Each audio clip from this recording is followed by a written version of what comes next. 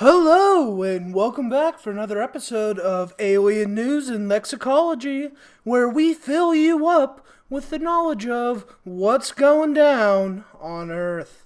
We let you know what's happening, who's doing it, and the words they're using to get shit done. Today, we'll be delving into our lexicology roots to examine some buzzwords being thrown around and what they actually mean. It's time to tackle that sticky issue of gender fluidity. For those of you who've been living under a rock, we will begin tonight by defining some of the terms we'll be using on the program. In all fairness to our viewers, this station would like me to advise you, if you are unfamiliar with the topic, you may want to change the channel now.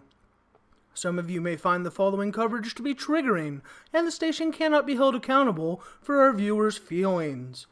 And more importantly, if you can't listen to a controversial issue being discussed, what the fuck are you doing on the internet?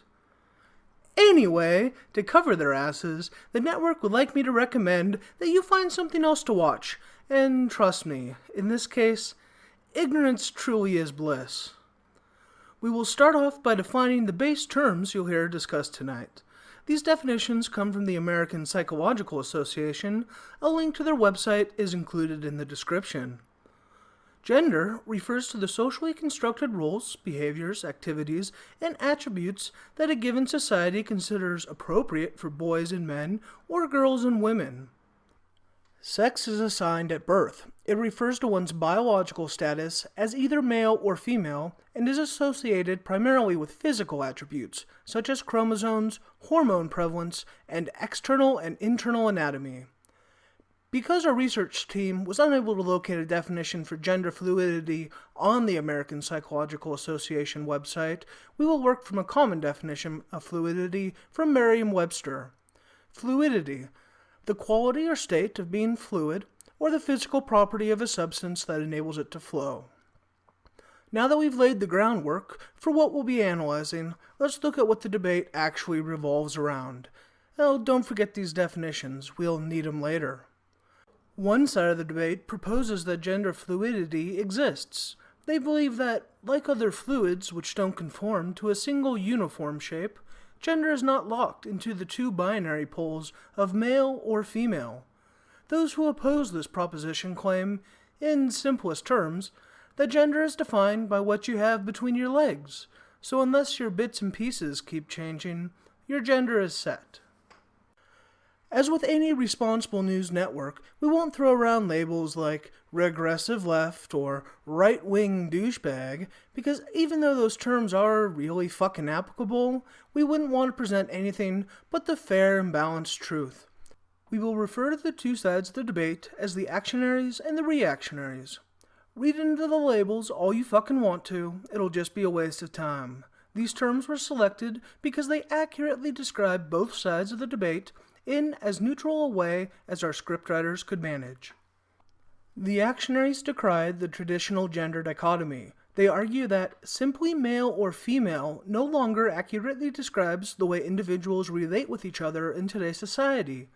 Actionaries believe that this dichotomy is a tool of the patriarchy to systematically marginalize and oppress individuals who don't conform to these traditional roles.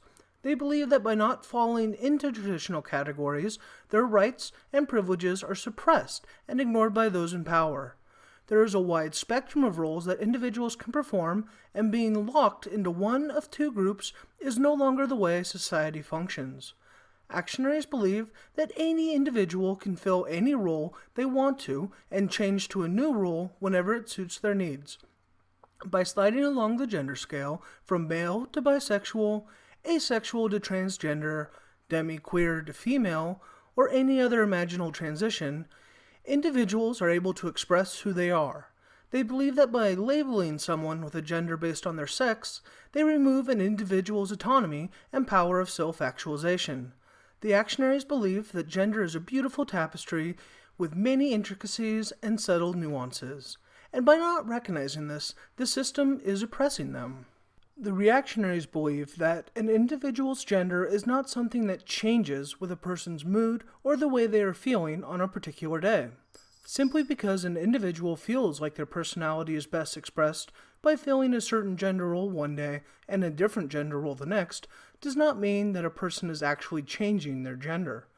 They argue that, regardless of how you think, act, or feel on a given day, your gender is determined by the reproductive organs located in the general region of a person's belt buckle.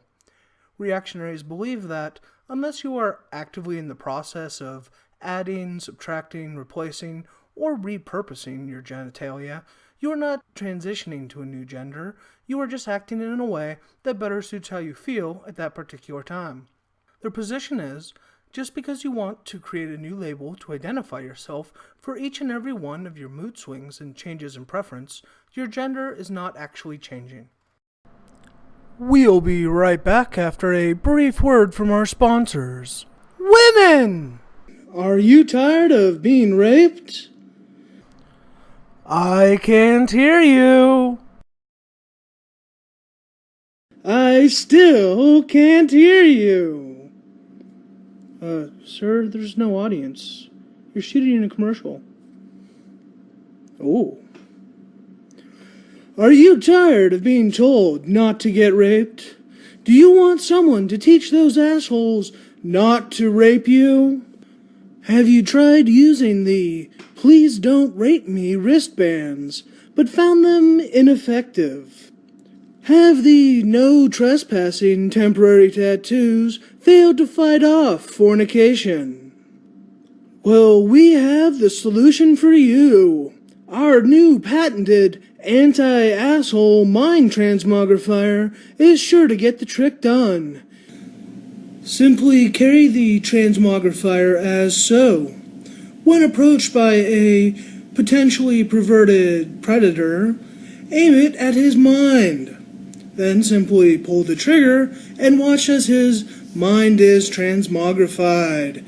He will instantly know that your body is a temple and he should stay the fuck away. 100% rape prevention guaranteed. And there you have it, folks. Order today and teach a rapist not to rape. And now back to the thrilling conclusion of the gender fluidity debate. The fact of the matter is that both sides are wrong. As we learned earlier, gender is nothing but a socially constructed role that is considered normal for an individual to enact.